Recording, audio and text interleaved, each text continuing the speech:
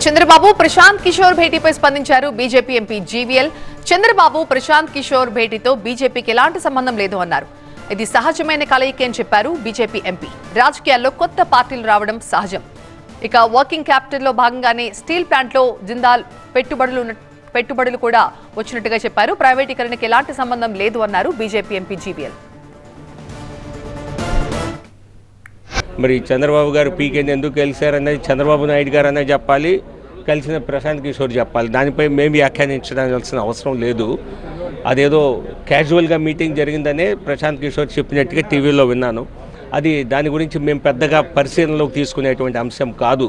రాజకీయాల్లో అనేక మందిని కలుస్తుంటారు. మరి ఆలోచన ఏంటి, తెలుగుదేశం పార్టీ ఎందుకు వారు కలిశారు అన్నది వారు తెలియజేస్తే బాగుంటుంది, కానీ దానిపైన మేము ప్రక్రియ తెలియచేయటం అవసరం. మా పార్టీ నిర్ణయాలు మా పార్టీయే చేసుకుంటుంది. మేమేమి ఇతర పార్టీలకి మా పార్టీ నిర్ణయాలను అవుట్సోర్స్ చేయలేదు.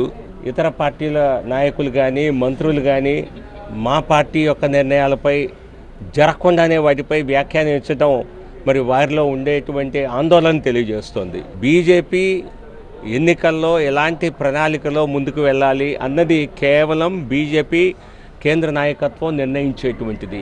దాని గురించి ఇతర పార్టీలు ఆలోచించవలసిన, ఆందోళన చెందవలసిన అవసరం లేదు.